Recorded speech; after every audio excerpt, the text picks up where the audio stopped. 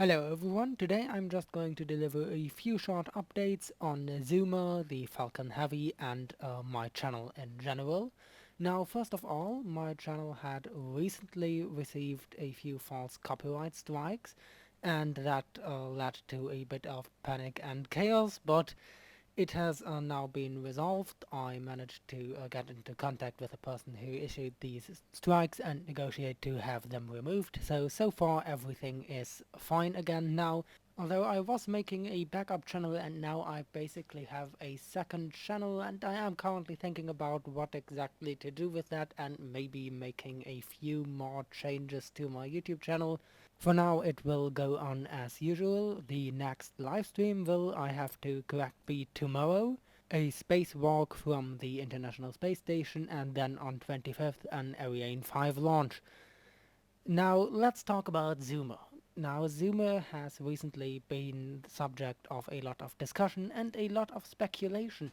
But really we don't know anything about Zuma. It is a classified payload, and so far we don't actually know if it failed or succeeded.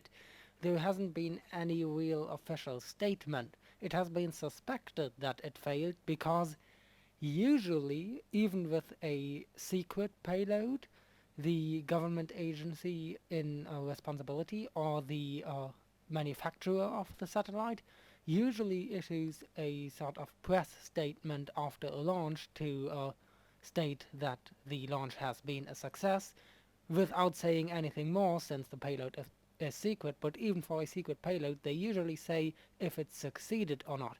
And for Zuma, no such statement was issued, and so it was suspected that it might have failed. And this suspicion can be further fueled by the fact that the Zuma payload has not yet been spotted by anyone. Usually, a secret payload will eventually be spotted by amateur astronomers just looking at the sky, spotting satellites, measuring satellites, identifying them as any already known satellites, or finding new satellites, which can be easily tracked by knowing their orbital parameters and orbital mechanics. And since there's a relatively large community of amateur astronomers, this usually doesn't take too long. For example, the annual 47 payload has already been found, although it launched quite a bit later than the Zuma payload. Of course, one thing we know about Zuma is that it was launched into a relatively low Earth orbit, and so it might take a little bit longer to find than annual satellites. However, it is still rather weird that it hasn't been found yet, and that may hint towards it being a failure. We know that the initial Falcon 9 launch was successful. The Falcon 9 performed nominally, as you might say. Nominal has become a bit of a running gag in the spaceflight community, but indeed the Falcon 9 rocket itself performed well.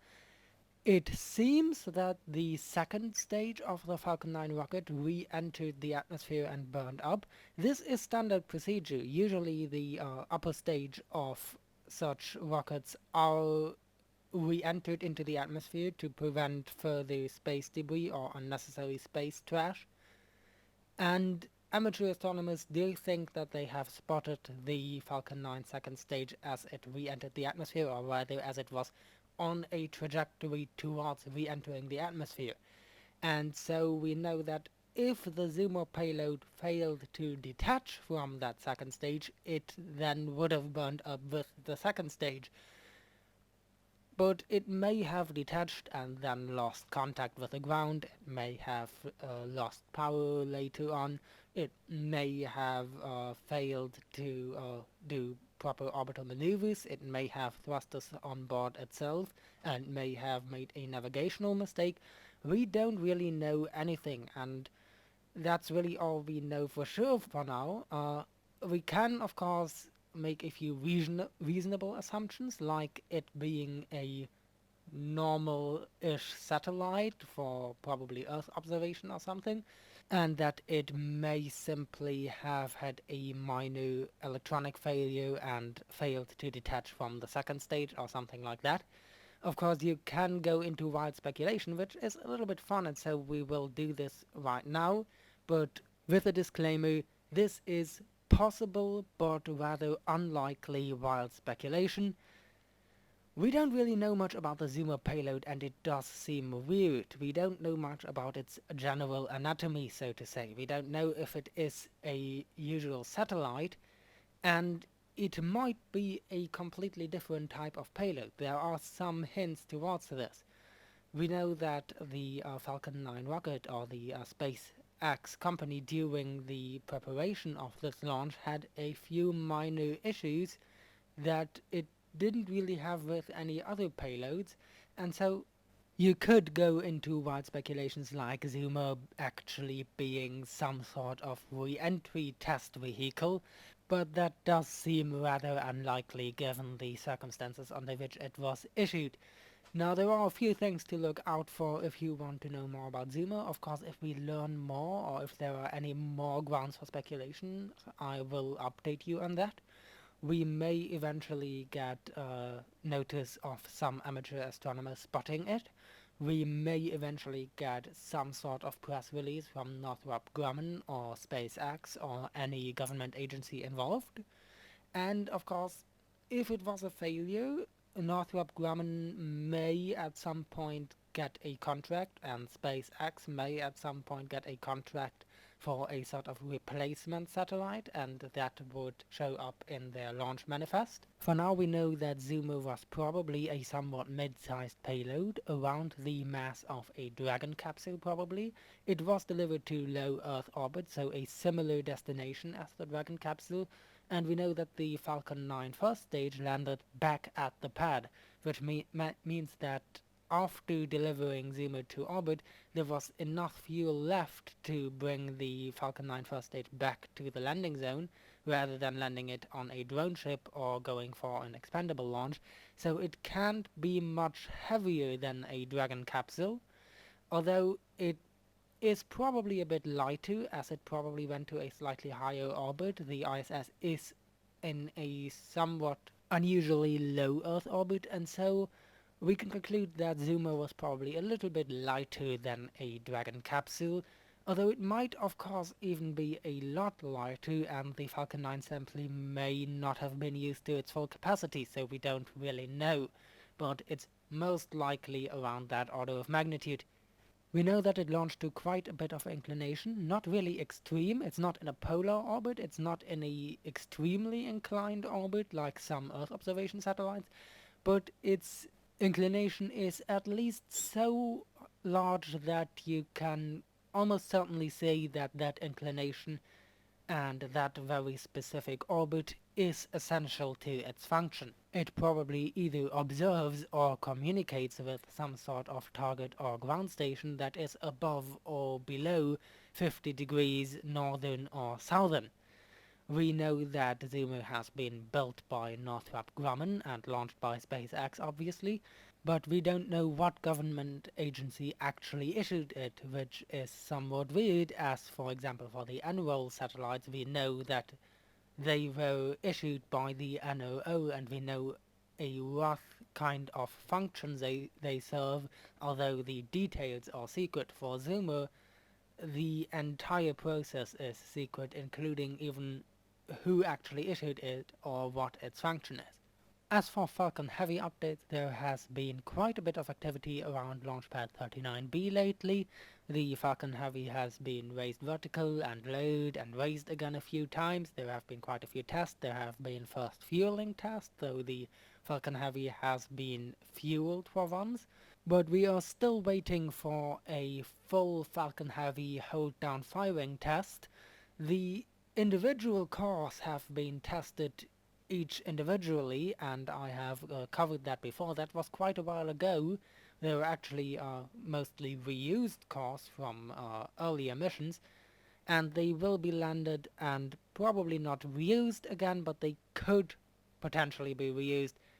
They'll probably rather be put in some museum or something, but they will be landed to the degree that it would be technically possible to reuse them if everything goes right. However, there have been quite a few delays. So far, these delays don't seem like they mean any trouble. They really look more like SpaceX is being really cautious rather than indicating any trouble. And then, while I don't like political discussion too much, there has been some political influence lately on the launch campaign of the Falcon Heavy. I'll be more willing to talk about personal opinions in comments or chats, but it's a fact that there has been quite a bit of chaos in the US government lately, and of course with the Falcon Heavy being a certified vehicle launching from US soil, there are government officials involved in the entire testing and launching timeline, and so that bit of chaos has influenced the test and launch timeline, and that will cause some degree of delay, although we don't know exactly how much. So we can say for pretty certainly now that it's probably not going to launch in January anymore, but rather in early February. Now I am a bit busy right now, and there are quite a few videos I want to make, and I'm limited in how many I can make, but of course with the Falcon Heavy launch coming up, any updates or speculations or predictions about the Falcon Heavy launch right now have a bit more priority than other video ideas, so I will definitely report further about any updates we get about the Falcon Heavy testing and launching, as well as a few more predictions about what I think may happen during the Falcon Heavy launch. I have before given a rough idea to how likely I think it is to succeed. I will make another video about if it fails, how it will most likely fail. Although, as I said before, I think it's actually quite likely to succeed, as it is mostly based on Falcon 9 technology, and most of the more drastic changes have been done before in the Falcon 9 design, usually without much repercussion. Most Falcon 9 issues actually come from completely different sources.